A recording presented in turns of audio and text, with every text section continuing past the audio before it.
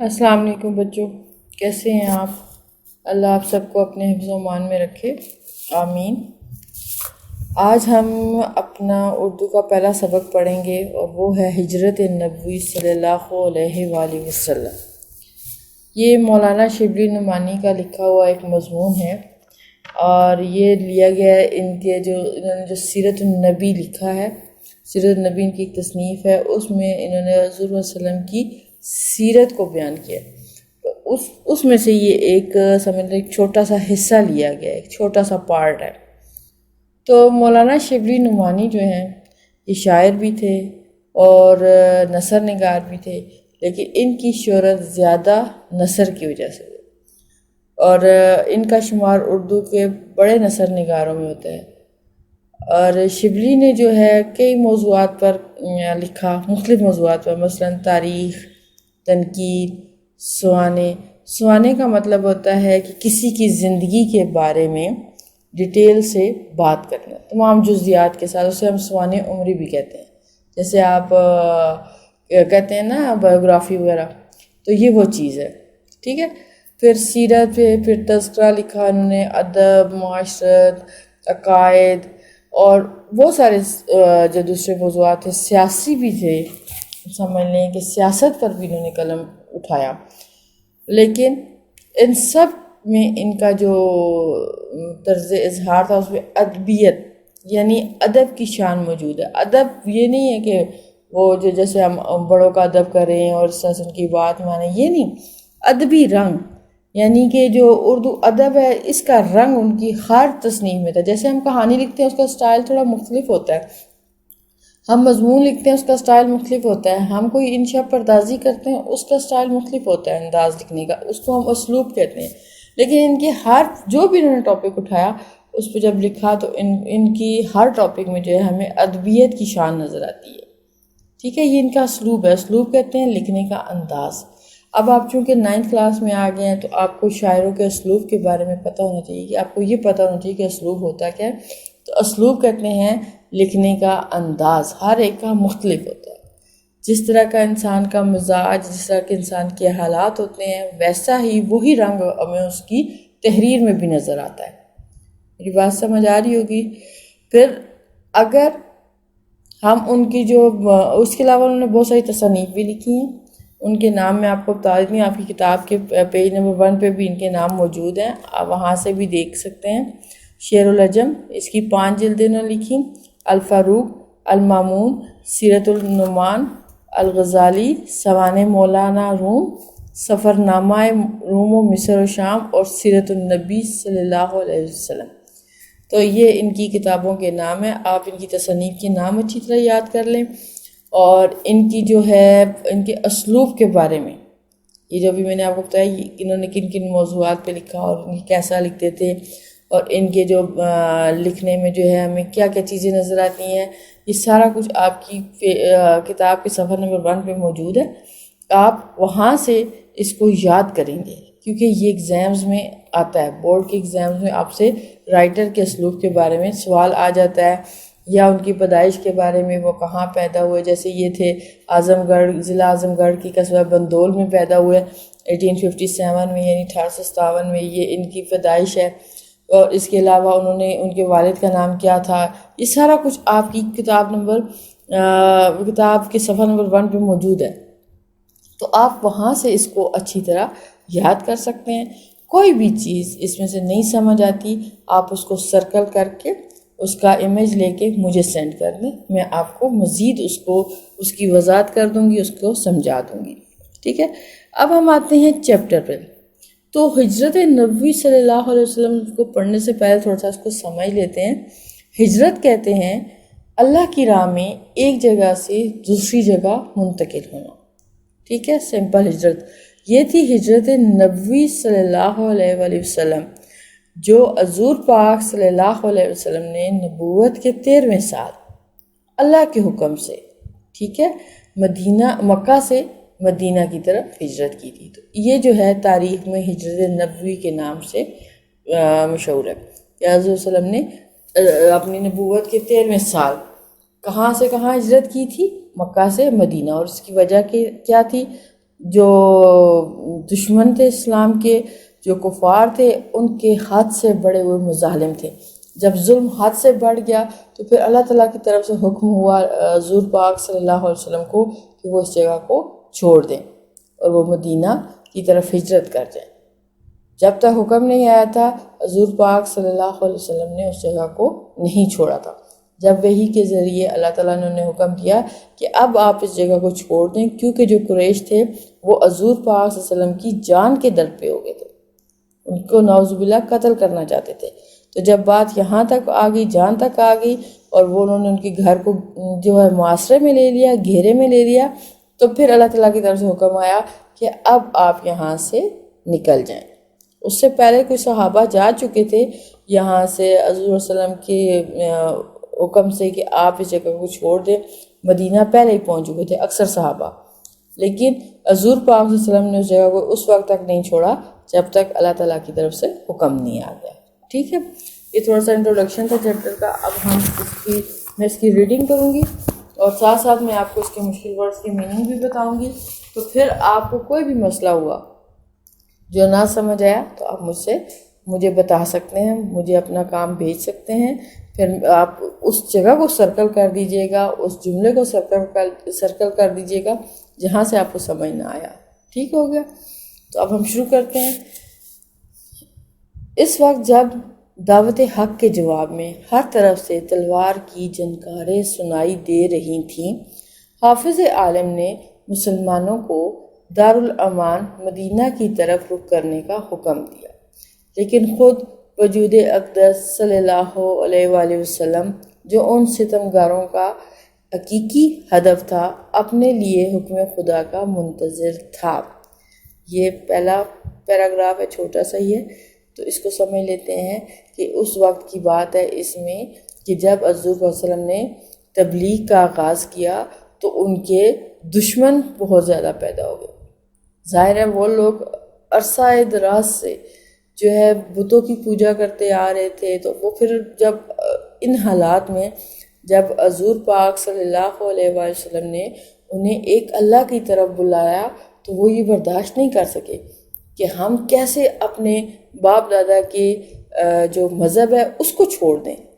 تو یہ جیسے ہی یہ انہوں نے آواز بلند کی، حق کی آواز بلند کی، دعوت حق دی، تو اس کے جواب میں ہر طرف سے تلواریں نکل آئی۔ تلواروں کی جنکار سے مراد ہے، جنکار کہتے ہیں آواز کو، تو تلواروں کی جنکاریں جو آپس میں ٹکراتی ہے تو جو آواز آتی ہے نا تلواروں کی، اس کو کہتے ہیں، تو ان کی آوازیں سنائی دے تھی، مطلب لوگ جو ہے وہ تلواریں نکال کر کھڑے ہو گئے تھے ان کے جواب میں۔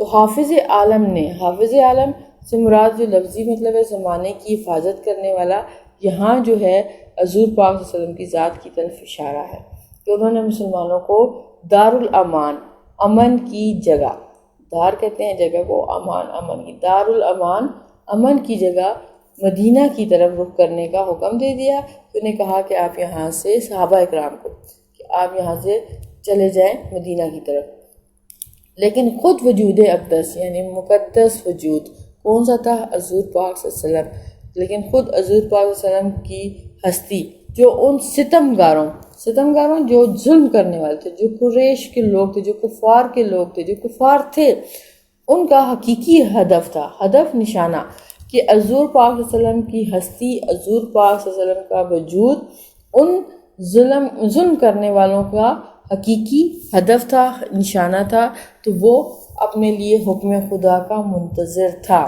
یعنی حضور صلی اللہ علیہ وسلم اللہ تعالیٰ کے حکم کا انتظار کر رہے تھے کہ انہیں جو حکم ملے گا پھر اس کے مطابق وہ اپنا لائحہ عمل تیار کریں گے۔ ٹھیک ہو گیا؟ اگلا پیرا دیکھتے ہیں۔ نبوت کا 13واں سال شروع ہوا اور اکثر صحابہ مدینہ پہنچ چکے، تو وحی الہی کے مطابق حضرت صلی اللہ علیہ وآلہ وسلم نے بھی مدینے کا عزم فرمایا۔ عزم کا مطلب ہے ارادہ کرنا۔ تو پھر جب نبوت کا 13واں سال شروع ہوا تو پھر بہت سارے صحابہ اس وقت تک حضور صلی اللہ علیہ وسلم کے حکم سے مدینہ جا چکے تھے، تو پھر وحی الہی کے مطابق کہ جب اللہ کی طرف سے وحی آ گئی تو پھر حضور صلی اللہ علیہ وسلم نے بھی مدینے کا ارادہ فرمایا۔ قریش نے دیکھا کہ اب مسلمان مدینے میں جا کر طاقت پکڑے جاتے ہیں اور وہاں اسلام پھیلتا جاتا ہے، اب جب قریش نے دیکھا کہ مسلمان آہستہ آہستہ مدینے کی طرف جا رہے ہیں، اس وقت چھپ کے جا رہے تھے، اگر پتہ چلتا تو وہ مسلمانوں کو کبھی بھی نہ جانے دیتے، تو لیکن کیا تھا کہ جب انہوں نے دیکھا کہ یہ تو مدینے جا رہے ہیں اور طاقت پکڑتے جا رہے ہیں اور وہاں اسلام پھیلتا جا رہا ہے، کیونکہ اسلام جو ہے طاقت کے زور پہ یا تلوار کے زور پہ نہیں پھیلا تھا، بلکہ مسلمانوں کے اور حضور صلی اللہ علیہ وسلم کے اخلاق و کردار کی وجہ سے پھیلا تھا۔ چنانچہ لوگوں نے مختلف رائیں پیش کی۔ رائے کا مطلب رائے کی جمع ہے رائیں کہ مختلف آراء آئیں کہ کسی نے کہا کہ ایسے کر لیتے ہیں، کسی نے کہا کہ ایسے کر لیتے ہیں۔ ایک نے کہا محمد صلی اللہ علیہ وآلہ وسلم کے ہاتھ پاؤں میں زنجیریں ڈال کر مکان میں بند کر دیے جائے۔ اب یہ حضور پاک صلی اللہ علیہ وسلم سے چھٹکارا حاصل کرنے کے مختلف طریقے اختیار کرنے کے بارے میں بات کرتے۔ ایک مشورہ کرنے کے لیے انہوں نے ایک سمجھ جیسے میٹنگ سی تھی وہ بلائی، اور تمام سردار بیٹھ کر اپنی اپنی رائے دے رہے تھے کہ حضور پاک صلی اللہ علیہ وسلم کا خاتمہ کیسے کیا جائے یا اسلام کو پھیلنے سے کیسے روکا جائے۔ تو انہوں نے یہ مختلف انداز میں یہ رائے اختیار کی۔ اچھا، ایک دوسرے نے کہا جلا وطن کر دینا کافی ہے، جلا وطن کرنا وطن سے نکال دینا یہی کافی ہے۔ ابو جہل نے کہا ہر قبیلے سے ایک شخص انتخاب ہو اور پورا مجمع ایک ساتھ مل کر تلواروں سے ان کا خاتمہ کرتے۔ اب یہ ابو جہل جو حضور صلی اللہ علیہ وسلم کے چچا تھے سگے، تو اس نے یہ مشورہ دیا کہ ہم یوں کرتے ہیں کہ ہر قبیلے سے ایک شخص آئے اور پورا مجمع، ہر قبیلے سے ایک ایک آئے گا تو ایک گروہ بن جاتا نا، ایک مجمع سا ہو جاتا۔ اس وقت بہت سارے قبائل تھے، تو مل کر تلواروں سے جو ہے حضور پاک صلی اللہ علیہ وسلم پر حملہ کرے، ان کا خاتمہ کرتے۔ اس کی وجہ اس نے یہ بتائی تھی کہ اس سے یہ تھا کہ کیونکہ اس وقت تو یہ تھا کہ جو خون کرے گا اس کو خون کا بدلہ دینا پڑے گا، یعنی قصاص ہوتا تھا، جو اب بھی ہے شریعت میں، یہ سمجھ لے ایک قانون ہے۔ تو اس نے کہا کہ اس صورت میں کیا ہوتا کہ جو خون تھا وہ تمام قبائل میں بٹ جائے گا، یعنی کہ آپ ظاہر ہے ہر قبیلے سے ایک بندہ آئے گا تو وہ کس بندے کے جو اس کا قصاص کا بدلہ لیں گے۔ ایک بندے کے قتل کے جواب میں ایک ہی بندے کا جو ہے قتل کیا جا سکتا تھا، یا کوئی قصاص لیا جاتا تھا، یا خون بہا لیا جاتا تھا۔ تو پھر اس طرح سے آل ہاشم کے لیے جو ہے تمام قبائل کا مقابلہ کرنا مشکل ہو جاتا۔ آل ہاشم حضور صلی اللہ علیہ وسلم کی اس کا اولاد کی بات ہے، آل ہاشم سے مراد یہ ہے حضور صلی اللہ علیہ وسلم ہاشم خاندان سے تعلق رکھتے تھے۔ اچھا، اس آخری رائے پر اتفاق ہو گیا، سب نے اس پر اتفاق کر لیا کہ ہاں ایسے ٹھیک رہے گا۔ پھر جٹ پٹے سے آ کر رسول اللہ صلی اللہ علیہ وسلم کے آستانہ مبارک کا محاصرہ کر لیا، پھر جلدی سے آ کر، اور انہوں نے جٹ پٹے سے آ کر، اب یہاں پر جٹ پٹے سے مراد یہ بھی ہو سکتی ہے کہ فوراً سے، اور جٹ پٹا اس کو بھی کہتے ہیں جو دو وقت ہوتے ہیں نا، مغرب اور عصر کے درمیان جو وقت ہوتا ہے، یعنی مغرب کا عصر کا وقت ختم ہو رہا ہوتا ہے اور مغرب کا شروع ہوتا ہے، اس کے درمیان کا جو وقت ہوتا ہے اسے ہم جٹ پٹے کا وقت کہتے ہیں، ٹھیک ہے۔ تو اس وقت آ کر انہوں نے آستانہ مبارک یعنی مقدس گھر مراد حضور پاک صلی اللہ علیہ وسلم کا جو گھر تھا اس کا محاصرہ کر لیا، اسے گھیر لیا چاروں طرف سے۔ اہل عرب زنانہ مکان کے اندر گھسنا معیوب سمجھتے تھے، یعنی کہ عرب کے رہنے والے لوگ جو تھے جہاں پہ خواتین ہوتی تھی وہاں پر جانا معیوب برا سمجھتے تھے، اس لیے باہر ٹھہرے رہے کہ حضرت صلی اللہ علیہ وسلم نکلیں تو یہ فرض ادا کیا جائے۔ فرض کون سا تھا؟ انہیں نعوذ باللہ قتل کرنے کا۔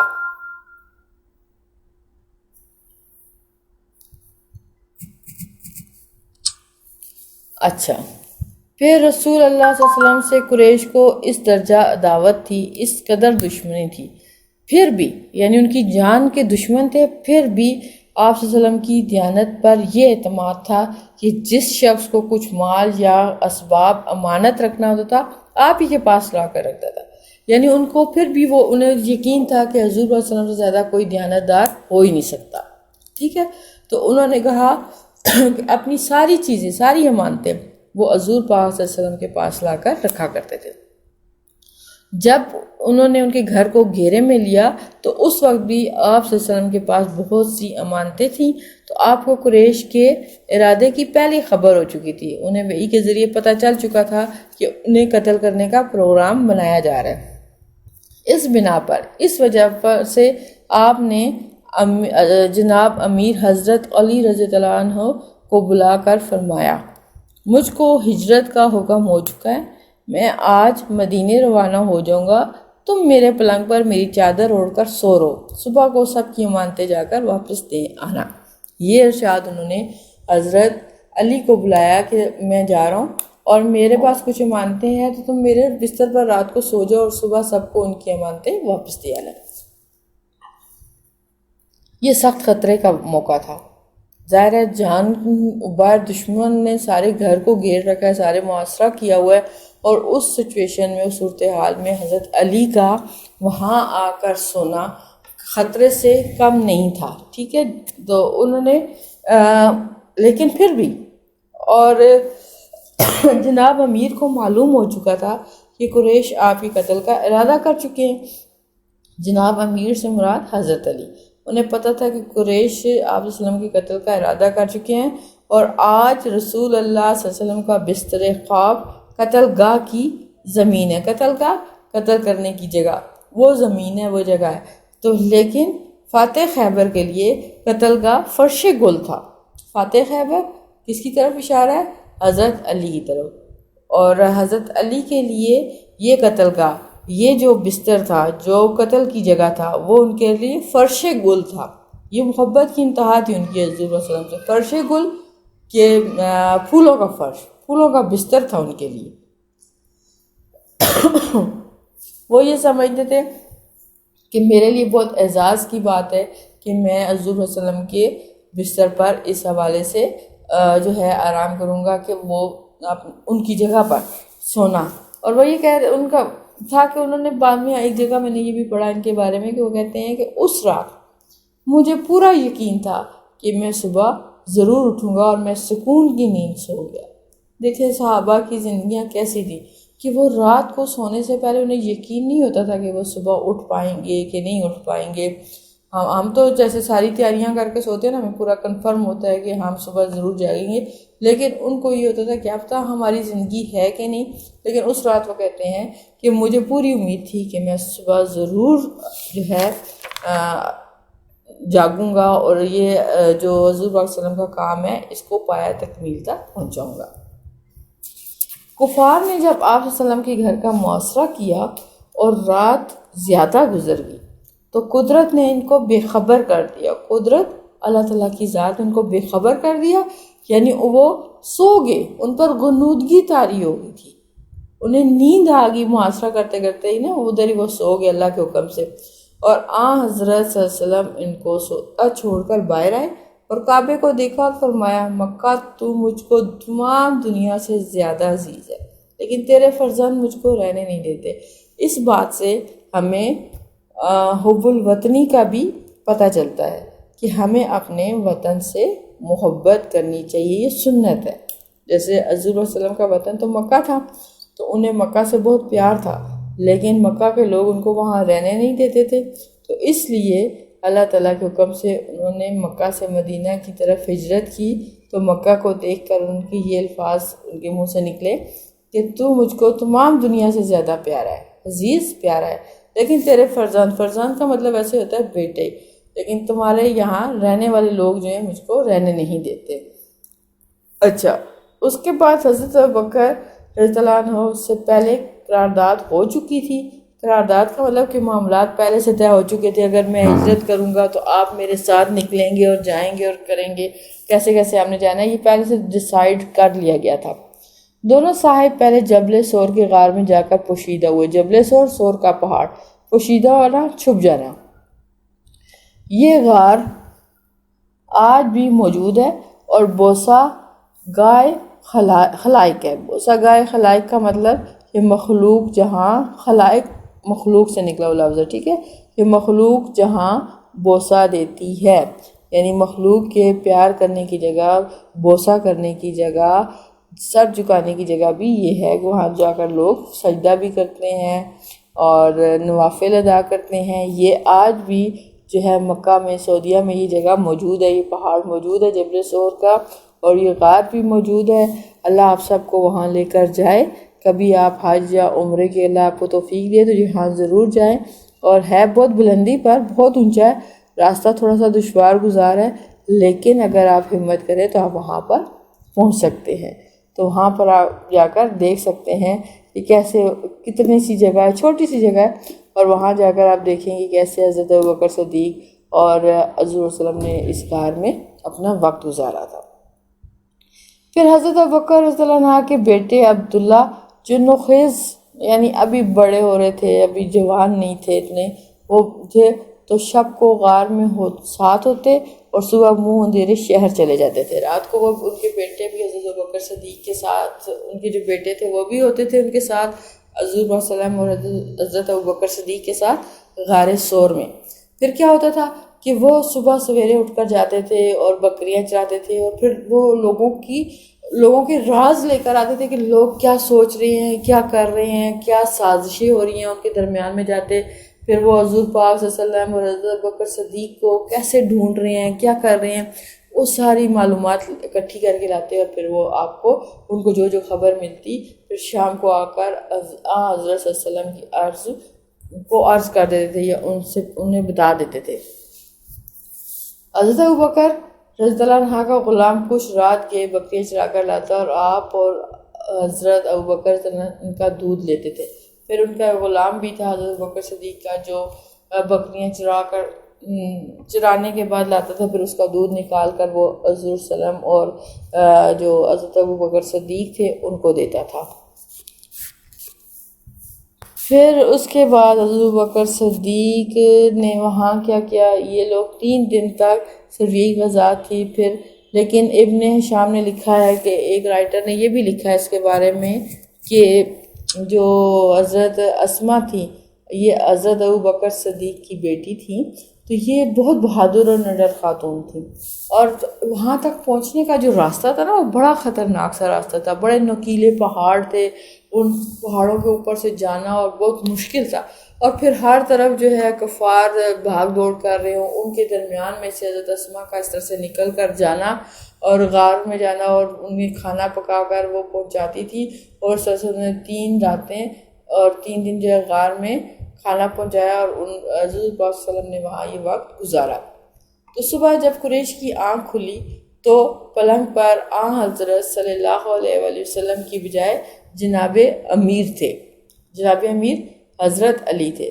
ظالموں نے آپ کو پکڑا اور حرم میں لے جا کر تھوڑی دیر محبوس رکھا، محبوس کہتے ہیں قید رکھنے کو، اور پھر جب انہیں پتہ تھا ان سے کیا ملے گا، کچھ بھی نہیں، تو پھر انہوں نے چھوڑ دیا۔ پھر حضرت صلی اللہ علیہ وآلہ وسلم کی تلاش میں نکلے، ڈھونڈتے ڈھونڈتے غار کے دہانے تک آگے، دہانہ کہتے ہیں بالکل اس کے منہ پہ، کنارے پہ، یعنی اس کا اگر وہ تھوڑا سا اور جھانک کر نیچے دیکھتے تو غار کے بالکل سر پہ تھے، اس کے اوپر دہانے پہ تھے۔ آہٹ پا کر حضرت ابوبکر رضی اللہ عنہ غمزدہ ہوئے، وہ بہت دکھی ہو گئے، بہت پریشان ہو گئے، اور حضرت صلی اللہ علیہ وسلم سے عرض کیا کہ اب دشمن اس قدر قریب آ گئے ہیں، اگر اپنے قدم پر ان کی نظر پڑ جائے تو ہم کو دیکھ لیں، کہ اگر انہوں نے نیچے اپنے پیروں پر نظر ڈال لی تو ہم انہی کے پیروں کے نیچے غار میں ہیں، تو انہیں ہم نظر آ سکتے ہیں۔ تو آپ صلی اللہ علیہ وآلہ وسلم نے انہیں حوصلہ دیا اور فرمایا گھبراؤ نہیں، بے شک اللہ ہمارے ساتھ ہے۔ حضور پاک صلی اللہ علیہ وسلم کے اس فرمان سے، اس بات کا بھی اندازہ ہوتا ہے کہ کوئی بھی مشکل گھڑی ہو، کوئی بھی آپ مصیبت میں، کسی بھی تکلیف میں، کسی بھی چیز میں ہے، تو صرف اور صرف اللہ تعالیٰ کی ذات پر بھروسہ کریں، اللہ تعالیٰ کی ذات پر توکل کریں، وہی آپ کو ہر مشکل اور مصیبت سے نکالتا ہے۔ تو اس لیے ہمیں ہر مشکل مصیبت میں گھبرانے کی بجائے اللہ سے مدد مانگنی چاہیے اور اسی پر بھروسہ رکھنا چاہیے۔ قریش نے اشتہار دیا تھا کہ جو شخص محمد صلی اللہ علیہ وسلم کو یا ابو بکر کو گرفتار کر کے لائے گا اس کو ایک خون بہا کے برابر یعنی 100 اونٹ انعام دیا جائے گا۔ سراقہ بن جشم نے سنا۔ اب جب وہ قریش جو ہے وہ تھک گئے حضور صلی اللہ علیہ وسلم کو اور حضرت ابوبکر صدیق کو ڈھونڈتے ڈھونڈتے، تو انہوں نے کیا کیا کہ انہوں نے اشتہار دے دیا، قریش کو اشتہار دے دیا کہ جو شخص حضرت محمد صلی اللہ علیہ وسلم کو یا ابو بکر کو گرفتار کر کے لائے گا تو اس کو ایک خون بہا کے برابر یعنی 100 اونٹ انعام دیا جائے گا۔ یہ بہت بڑا انعام تھا، سونٹ اس طرح سے انعام میں ملنا۔ تو ظاہر کوئی بھی اس نام کے لالچ میں آ جاتا تھا۔ دیکھیں آج کل بھی تو یہی ہوتا ہے نا، کوئی اگر آپ کو کوئی کھو جاتا ہے یا کچھ ہوتا ہے تو آپ اس کے لیے اخبار میں اشتہار دے دیتے ہیں کہ اگر کوئی اس کو ڈھونڈ کر لائے گا تو ہم اسے اتنے لاکھ انعام ملے گا یا کچھ ایسا ہوگا۔ تو لوگ بہت سارے لالچ میں آ کر پھر بہت زیادہ لوگ اس کے لیے کوشش بھی کرتے ہیں، ڈھونڈنا بھی شروع کر دیتے ہیں کہ شاید ہمارا کام بن جائے اور ہمیں اس کی یہ انعام مل جائے۔ تو اسی طرح سے قریش نے بھی اشتہار دے دیا کہ جو شخص محمد صلی اللہ علیہ وسلم کو یا ابو بکر کو گرفتار کر کے لائے گا تو ہم اس کو ایک خون بہا کے برابر 100 اونٹ انعام میں دے دیں گے۔ تو سراقہ بن جشم بھی ایک شخص تھا، تو اس نے جب یہ سنا تو اس انعام کی امید میں نکلا۔ تو عین اس وقت جب آپ صلی اللہ علیہ وسلم روانہ ہو رہے تھے، یعنی غار سے نکل رہے تھے، تو اس نے آپ صلی اللہ علیہ وآلہ وسلم اور حضرت ابوبکر صدیق کو دیکھ لیا اور گھوڑا دوڑا کر قریب آ گیا، لیکن گھوڑے نے ٹھوکر کھائی اور وہ گر پڑا۔ ترکش سے فال کے تیر نکالے کہ حملہ کرنا چاہیے یا نہیں۔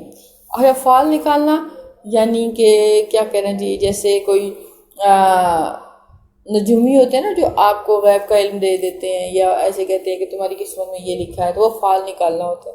تو اس نے بھی یہ عربوں میں یہ بات تھی کہ کوئی بھی کام کرنے سے پہلے نا کوئی فال شال نکالتے تھے، تو اس میں جو ہے وہ دیکھتے تھے کہ ان کے لیے کیا ہے۔ جیسے آپ کبھی کسی راستے سے گزر رہے ہوں تو کوئی شخص کسی طوطے کو لے کر بیٹھا ہوتا ہے اور کہتا ہے آئیے اپنی قسمت کا حال جانیے، اور پھر طوطے سے کہتا ہے کہ کوئی ایک لفافہ نکال لو، تو وہ لفافے پہ جو لکھا ہوتا ہے وہ بتاتا ہے کہ تمہاری قسمت میں یہ ہے۔ تو اسی طرح سے یہ بھی فال کے تیر نکالا کرتے تھے۔ تو اس نے جب نکالا تو اس پہ لکھا ہوا ہے کہ اس کے جواب یہ ملا کہ نہیں، یعنی کہ اس نے کہا کہ حملہ کرنا چاہیے یا نہیں، تو جواب میں نہیں نکلا۔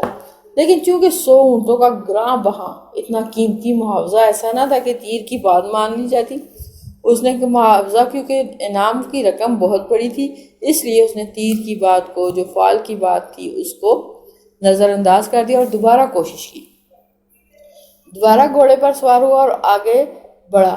اب کی بار گھوڑے کے پاؤں جو تھے وہ گھٹنے تک زمین میں گھس گئے، یعنی آدھا اس کے پاؤں جو تھے وہ زمین میں گھس گئے۔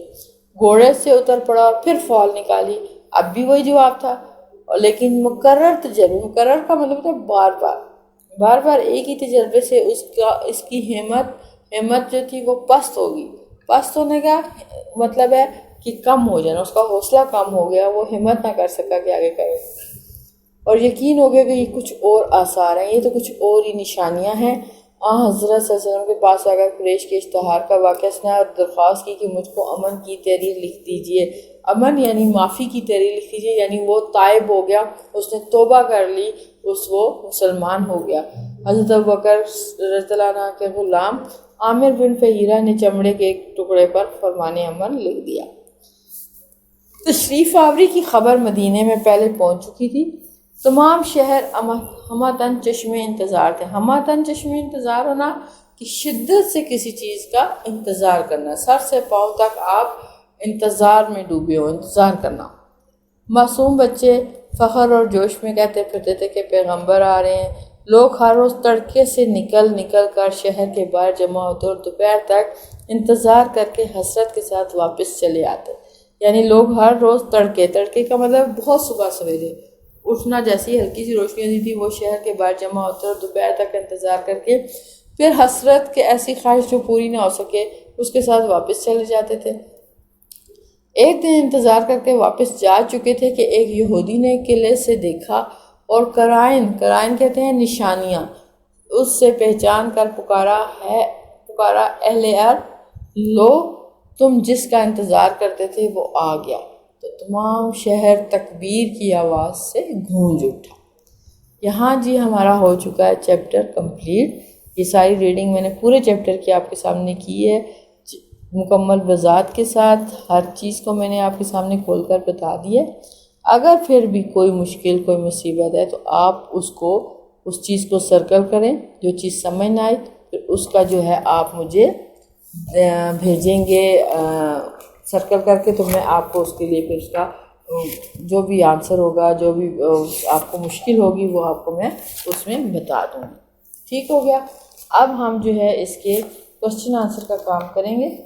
تو کوسچن آنسر کے لیے ہے کہ آپ لوگ اپنی کاپیز پہ میں بول دوں گی، تو اس طرح سے ریکارڈنگ کی شکل میں آپ کے پاس آ جائے گا، تو آپ اس سے سن کر ساتھ ساتھ تو آپ اس کو کاپی پہ لکھیں گے، پھر آپ مجھے اس کا امیج بھیجیں گے، پھر میں آپ کو چیک کر کے بتاؤں گی کہ آپ نے کام صحیح کیا ہے کہ نہیں، یا جو بھی غلطی ہوگی وہ آپ کو بتائیں گے، ٹھیک ہے؟ چلیں پھر آپ اپنی کاپیز ریڈی کریں، اور اس کے بعد میں آپ کو بتاتی ہوں کیسے آپ نے یہ کام کرنا ہے۔ تو چلیں اب کام شروع کرتے ہیں۔ میں پہلا سوال ہے، ہجرت نبوی سے کیا مراد ہے؟ میں اس کا جواب بولتی ہوں، آپ نوٹ کر لیں۔ تو اس کو جو ہے آپ اپنی کاپی پہ لکھیں گے، اور پھر میں اس کو چیک بھی کروں گی، اور آپ نے اسی طرح سے لکھنا ہے اور اسی طرح سے اس کو یاد بھی کرنا ہے۔ ہجرت سے مراد اللہ کی راہ میں ایک جگہ سے دوسری جگہ منتقل ہونا ہے، جبکہ ہجرت نبوی صلی اللہ علیہ وآلہ وسلم سے مراد وہ ہجرت ہے جو آپ صلی اللہ علیہ وآلہ وسلم نے نبوت کے 13ویں سال اللہ کے حکم سے مکہ سے مدینہ کی۔ اس کی بڑی وجہ کفار کے حد سے بڑے ہوئے مظالم تھے۔ ٹھیک ہے، یہاں پر یہ پہلے سوال کا جواب ہے، ہمیں 2 سے 3 لائنوں کا جواب دینا ہوتا ہے۔ ویسے تو ہجرت نبوی سے مراد تو ظاہر ہے وہ ہجرت ہے جو ایک حضور صلی اللہ علیہ وسلم نے اللہ کے حکم سے کی تھی، لیکن چونکہ تھوڑا سا ہمیں وضاحت کے ساتھ جواب دینا ہے، 2 سے 3 لائنوں کا جواب بورڈ پہ مانگا جاتا ہے، تو اس کے حساب سے ہم یہ آنسر بنائیں گے، ٹھیک ہے۔ سوال نمبر 2 ہے، رسول پاک صلی اللہ علیہ وآلہ وسلم نے نبوت کے کون سے سال ہجرت فرمائی؟ اب اس کا جواب تھوڑا سا ہمیں ایکسپلین کر کے، تھوڑا سا اس سے ریلیونٹ جو یا اس سے ریلیٹڈ جو باتیں ہوں گی وہ ہم بیچ میں شامل کر کے پورا جواب بنائیں گے، ٹھیک ہے۔ جب کفار مکہ کی حضور صلی اللہ علیہ وآلہ وسلم سے عداوت اور ان پر ڈھائے جانے والے ظلم حد سے بڑھ گئے، تو انہوں نے نبوت کے 13ویں سال اللہ کے حکم سے مکہ سے مدینہ ہجرت فرمائی۔ اس ہجرت کے نتیجے میں اسلام بہت تیزی سے پھیلا۔ ہو گیا، یہ 2 سوال ہو گئے۔ تیسرے سوال پہ آتے ہیں، حضرت امیر سے کون سی شخصیت مراد ہے؟ حضرت امیر سے، یہ جواب ہے، حضرت امیر سے مراد حضرت علی کی شخصیت ہے۔ حضرت علی رضی اللہ عنہ اسلام کے آخری خلیفہ تھے۔ آپ بہت بہادر اور نڈر تھے۔ تاریخ اسلام میں آپ فاتح خیبر کے نام سے مشہور ہیں۔ آپ نے بچوں میں سب سے پہلے اسلام قبول کیا۔ یہ ہم نے ایک آنسر اس کا بنا لیا ہے، آپ اسی طرح سے اس کو نوٹ کر لیں۔ سوال نمبر 4 ہے کہ رسول پاک صلی اللہ علیہ وآلہ وسلم نے حضرت علی رضی اللہ عنہ سے کیا ارشاد فرمایا؟ یہ وہ والا آنسر ہے کہ جب حضور صلی اللہ علیہ وسلم مکہ سے مدینہ ہجرت کر رہے تھے اور انہوں نے حضرت علی کو بلایا تھا، تو جو ارشاد فرمایا تھا وہ ہم ایز اٹ از اس میں شامل کریں گے۔ اس سے پہلے تھوڑا سا اوپر سے اس کا 1-2 جملے شامل کر لیں گے۔ اور رسول پاک صلی اللہ علیہ وآلہ وسلم کو جب ہجرت کا حکم ہوا تو ان کے پاس قریش مکہ کی کچھ امانتیں تھیں جو کفار کو واپس کر دی تھی۔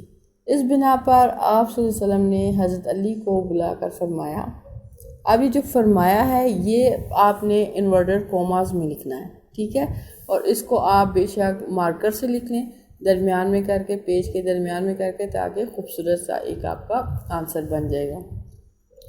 جو پیپر ہوتا ہے، یہ جو کام ہوتا ہے، اس کی پریزنٹیشن بہت خوبصورت ہو تو اس سے جو ہے آپ کا ایک اچھا سا تاثر جاتا ہے۔ مجھ کو یہاں سے آپ پیج نمبر آپ کے پاس ہے 2، اور اس کا جو تیسرا پیراگراف بھی بنتا ہے، لاسٹ پیراگراف جو ہے اس پیج پہ، اس کی آپ 3rd لائن میں آئیں گے، اور 3rd لائن میں جو انورٹڈ کوماز میں لکھا ہے آپ ایز اٹ از یہ لکھ دیں گے۔ اب آگے پہلے جو اوپر میں نے بولا ہے وہ لکھیں گے، اس کے بعد آپ یہ انورٹڈ کوماز میں یہاں سے لکھیں گے کہ مجھ کو ہجرت کا حکم ہو چکا ہے، میں آج مدینے روانہ ہو جاؤں گا، تم میرے پلنگ پر میری چادر اوڑھ کر سو رہو، صبح کو سب کی امانتیں جا کر واپس دے آنا۔ یہاں تک لکھیں گے اور پھر انورٹڈ کوماز یہاں پہ بند کر دیں گے کوماز کو، ٹھیک ہے۔ یہ آپ کا ہو جائے گا سوال نمبر 4 کا آنسر۔ اب اگلا سوال ہے سوال نمبر 5، حضرت اسماء رضی اللہ عنہا کون تھی؟ اب چونکہ اس میں ان کا تعارف تو نہیں دیا ہوا نا، انہوں نے صرف یہ بتایا ہوا ہے کہ روزانہ شام کو اسما رضی اللہ عنہا گھر سے کھانا پکا کر قطار میں پہنچاتی تھی، یہ صرف بتایا ہوا ہے۔ اب ہم نے ان کا انٹروڈکشن لکھنا ہے، وہ پوچھ رہے ہیں کون ہے، تو ہم اس کو اس طرح سے لکھیں گے، میں بولتی ہوں آپ اس کا جواب لکھ لیں۔ حضرت اسما رضی اللہ عنہا حضرت ابوبکر صدیق کی بیٹی تھی۔ آپ بہت بہادر اور نڈر خاتون تھی۔ آپ نے اپنی جان کی پرواہ کیے بغیر 3 دن اور 3 راتیں غار ثور میں حضور پاک صلی اللہ علیہ وسلم اور حضرت ابوبکر صدیق رضی اللہ عنہ کو کھانا پہنچایا۔ حضور، ہاں بس ان کے بارے میں اتنا ہی لکھ لیں، کھانا پہنچایا یہاں تک، ٹھیک ہے۔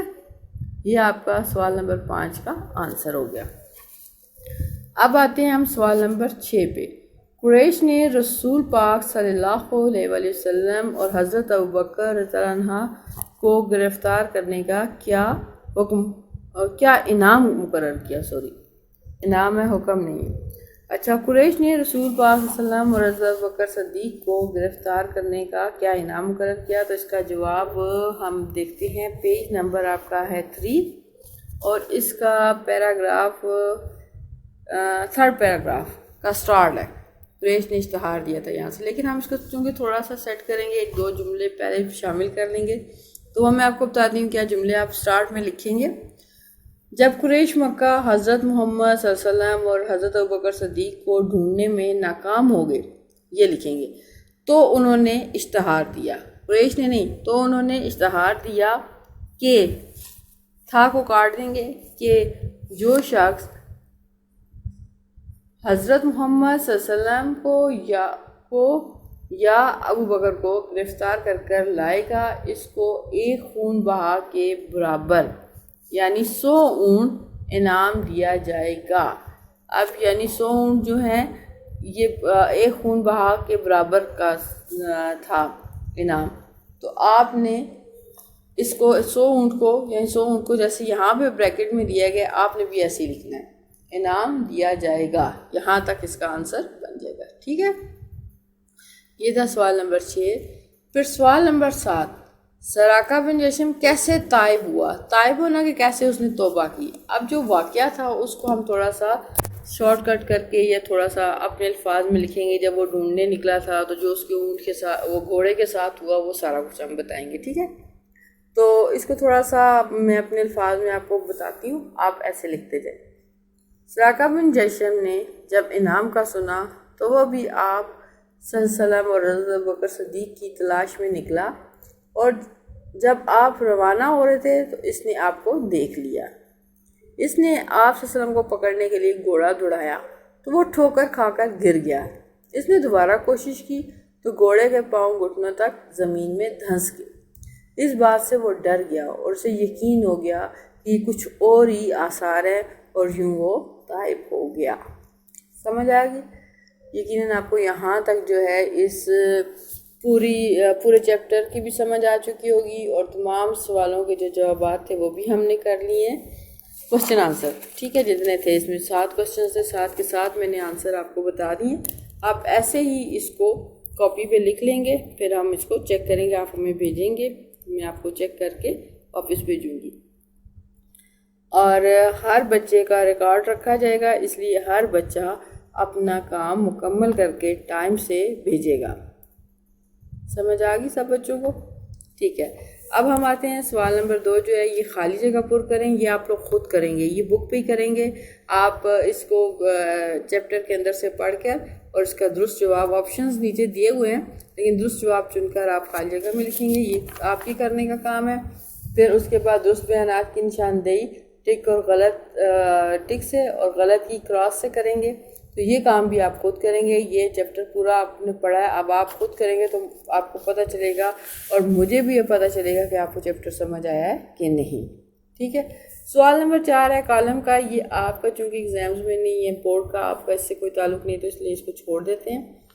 سوال نمبر 5 خلاصہ بھی آپ کا نہیں آتا، اس لیے ہم یہ کام بھی نہیں کریں گے، چونکہ یہ بک پنڈی بورڈ میں بھی یہی استعمال ہوتی ہے، تو اس لیے کچھ کوشچنس جو ہے وہ پیٹرن پنڈی کا بھی اس میں ہے اور کچھ ہمارے بورڈ کا ہے، تو اس لیے یہ ہمارے بورڈ میں یہ خلاصہ وغیرہ نہیں شامل۔ اچھا، اب الفاظ و ترکیب اعراب کی مدد سے یہ آپ اعراب سارے بچے خود کریں گے۔ سب کے پاس ڈکشنری ہے، آپ ڈکشنری سے دیکھ کر اس پر اعراب لگائیں گے، پھر میں چیک کر کے بتاؤں گی کہ آپ نے ٹھیک لگائے ہیں کہ غلط۔ ٹھیک ہے، سوال نمبر 7 ہے، الفاظ کے معنی لکھیں اور جملوں میں استعمال کریں۔ یہ معنی لکھنا اور جملوں میں استعمال کرنے کا کام بھی آپ نے خود کرنا ہے، ٹھیک ہے۔ لیکن اس کے لیے یہ ہے کہ آپ کے پاس سب کے پاس ڈکشنری ہے، پہلے آپ اس کے میننگ ڈھونڈیں گے، پھر آپ ان لفظوں کو، میننگ کو نہیں، ان الفاظ کو جملوں میں استعمال کریں گے، ٹھیک ہے۔ یہ آپ نے خود کرنے والا کام ہے، یہ بھی آپ کا۔ پھر جمع کے واحد اور واحد کے جمع لکھیں، یہ میں آپ کو تھوڑا بتا دیتی ہوں۔ آپ 2 کالم بنائیں گے، ایک سائڈ پہ لکھیں گے اوپر واحد ایک میں، دوسرے میں جمع، پھر اگلا جو ہے جمع اور واحد، ٹھیک ہے۔ تو جو جمع والے الفاظ ہیں وہ جمع والے کالم میں لکھ کے اس کا واحد لکھیں گے، اور جو واحد والے الفاظ ہیں اس کے جمع جو ہے جمع والے کالم میں لکھیں گے۔ پہلا لفظ ہے آپ کے پاس ہدف، تو ہدف کی جو جمع ہے وہ ہے اہداف۔ اہداف کیسے لکھتے ہیں؟ الف ہے دال الف اور فے، یعنی یہ ہدف میں سٹارٹ میں الف لگا دیں اور پھر دال کے بعد الف لگا دیں تو آپ کا اہداف بن جاتا ہے، ٹھیک ہو گیا۔ اس کے بعد ہے آگے جھنکاریں، تو یہ جمع ہے جھنکار کی، تو آپ جھنکار لکھیں گے۔ رائے ہیں تو اس کی یہ جمع ہے رائے کی، تو آپ واحد میں لکھیں گے رائے۔ زنجیریں ہو جائے گا زنجیر کا، یہ زنجیر جو ہے واحد ہے، اس کی جمع آ جائے گا زنجیریں۔ اور قبیلہ ہے تو اس کی جمع آ جائے گا قبائل، قبیلے نہیں آئے گا، قبائل، ٹھیک ہو گیا۔ یہاں پہ یہ جمع کے واحد اور واحد کی جمع کا کام ہو گیا ہے۔ اب یہ اقتباس کی تشریح وغیرہ یہ سیاق و سباق سے کے حوالے سے کر رہے ہیں، تو یہ آپ 8 میں بھی کر چکے ہیں کہ اسی طرح سے آپ نے اس پیراگراف سے پہلے اور بعد کی بات کرنی ہے اقتباس کی تشریح میں۔ اقتباس پیراگراف کو کہتے ہیں، ٹھیک ہے۔ اور سیاق آپ کو پتہ ہے کہ سبق سے اس پیراگراف سے پہلے اور سباق بعد میں، پہلے اور بعد کی بات کر کے پھر آپ اس کی تشریح کریں گے۔ تو آپ اس یہ بھی پریکٹس ہے آپ کی، آپ اس کا یہ کام بھی کریں گے کاپی پہ۔ اور اس کے بعد ہے سوال نمبر آپ کا 10 بنتا ہے ان تراکیب کے معنی لکھنے، ٹھیک ہے۔ تو تراکیب کہتے ہیں 2 لفظوں کو ملا کر جب ایک لفظ کوئی بامعنی سا لفظ بناتے ہیں تو اس کو ہم تراکیب کہتے ہیں۔ تو میں ان کی میننگ آپ کو بتا دیتی ہوں تراکیب کے۔ آستانہ مبارک، پاک گھر، مراد رسول اللہ صلی اللہ علیہ وآلہ وسلم کا گھر۔ آستانہ ٹھکانے کو کہتے ہیں نا، گھر کو کہتے ہیں، ٹھیک ہے۔ تو مبارک آستانہ صرف انہی کا گھر ہو سکتا ہے۔ آگے ہے بوسہ گائے خلائق، مخلوق جہاں بوسہ دیتی ہے، مخلوق کے بوسہ کرنے کی جگہ، یہ بھی لکھ سکتے ہیں، مخلوق کے بوسہ کرنے کی جگہ۔ فرش گل، پھولوں کا فرش۔ گراں بہا، بہت قیمتی۔ ہمتن، چشم انتظار، شدت سے انتظار کرنا، اس کا مطلب ہے شدت سے انتظار کرنا۔ یوں بچوں یہاں پر الحمدللہ ہمارا چیپٹر کمپلیٹ ہو گیا ہے پہلا۔ آپ جو کام میں نے آپ کو دیا ہے آپ اس کو کریں گے کاپی پہ، پھر آپ مجھے بھیجیں گے اور میں آپ کو چیک کر کے دوں گی، ٹھیک ہے۔